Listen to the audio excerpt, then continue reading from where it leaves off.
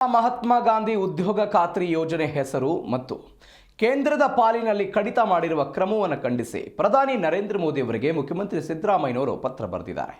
ತಿದ್ದುಪಡಿ ಕಾಯ್ದೆಯು ಒಕ್ಕೂಟ ವ್ಯವಸ್ಥೆಯ ವಿರುದ್ಧವಾಗಿದೆ, ಕೂಡಲೇ ಕಾಯ್ದೆಯನ್ನು ವಾಪಸ್ ಪಡೆಯುವಂತೆ ಪತ್ರದಲ್ಲಿ ಸಿದ್ದರಾಮಯ್ಯನವರು ಮನವಿ ಮಾಡಿದ್ದಾರೆ. ಹಾಗಾದರೆ ಸಿದ್ದರಾಮಯ್ಯನವರು ಬರೆದಿರುವ ಪತ್ರದಲ್ಲಿ ಏನು ಉಲ್ಲೇಖ ಆಗಿದೆ? ಈ ಸ್ಟೋರಿ ನೋಡಿ.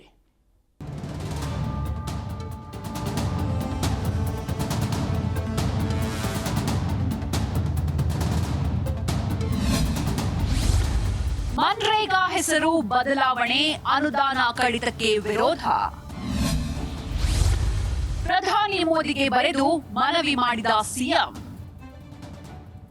ಪ್ರಧಾನಿ ಮೋದಿಗೆ ಸಿಎಂ ಸಿದ್ದರಾಮಯ್ಯ ಸುದೀರ್ಘ ಪತ್ರ ಬರೆದಿದ್ದಾರೆ. ಮನ್ರೇಗಾ ವಿಚಾರದಲ್ಲಿ ಮಾಡಿರುವ ತಿದ್ದುಪಡಿ ಅನೇಕ ಗೊಂದಲಗಳಿಗೆ ಕಾರಣವಾಗಿದೆ. ವೆಬಿಜಿರಾಮ್ಜಿ ಕಾಯ್ದೆಯು ಉದ್ಯೋಗ ಖಾತರಿ ತತ್ವಕ್ಕೆ ಮಾರಕವಾಗಿದೆ ಅಂತ ಉಲ್ಲೇಖಿಸಿ ವಾಪಸ್ಸು ಪಡೆಯುವಂತೆ ಮನವಿ ಮಾಡಿದ್ದಾರೆ.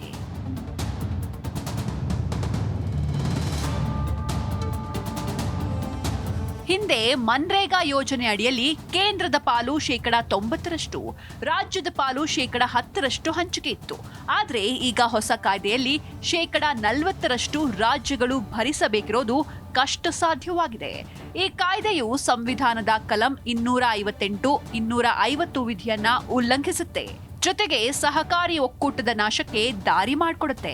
ಹೀಗಾಗಿ ವೆಬಿಜಿರಾಮ್ಜಿ ಕಾಯ್ದೆ ಸ್ಥಗಿತ ಮಾಡುವಂತೆ ನಿಮ್ಮಲ್ಲಿ ಮನವಿ ಮಾಡ್ತೇನೆ ಅಂತ ಸಿಎಂ ಪತ್ರದಲ್ಲಿ ಉಲ್ಲೇಖಿಸಿದ್ದಾರೆ. ನರೇಗಾ ಹೆಸರು ಬದಲಾವಣೆ ಮಾಡಿರೋದು ಕಾಂಗ್ರೆಸ್ನ ಆಕ್ರೋಶಕ್ಕೆ ಕಾರಣವಾಗಿದೆ. ಈ ಹಿನ್ನೆಲೆಯಲ್ಲಿ ಪ್ರಧಾನಿ ನರೇಂದ್ರ ಮೋದಿಗೆ ಪತ್ರ ಬರೆದಿರುವ ಸಿದ್ದರಾಮಯ್ಯ ಅವರು ಕಾಯ್ದೆಯನ್ನ ವಾಪಸ್ ಪಡಿಬೇಕು.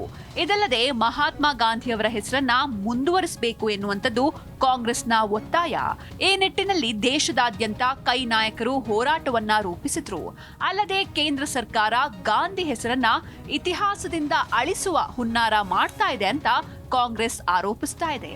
ಈ ನಿಟ್ಟಿನಲ್ಲಿ ಪಿಎಂಗೆ ಪತ್ರ ಬರೆದಿರೋ ಸಿಎಂ ಕಾಯ್ದೆ ವಾಪಸ್ಸು ಪಡೆದು ಸಮೃದ್ಧ ಭಾರತ ನಿರ್ಮಿಸಬೇಕು ಅಂತ ಮನವಿ ಮಾಡ್ತೇನೆ ಎಂದು ಹೇಳಿದ್ದಾರೆ.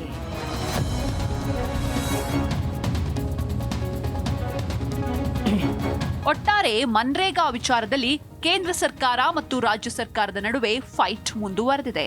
ಕಾಂಗ್ರೆಸ್ ಆಡಳಿತವಿರುವ ರಾಜ್ಯಗಳು ಕೇಂದ್ರ ನೀತಿಯನ್ನ ತೀವ್ರವಾಗಿ ವಿರೋಧಿಸ್ತಾ ಇವೆ. ಆದರೂ ಇವರ ಕೂಗು ಅರಣ್ಯರೋದನವಾಗಿದೆ. Rajappa Suttur, political bureau, Zee Kannada news.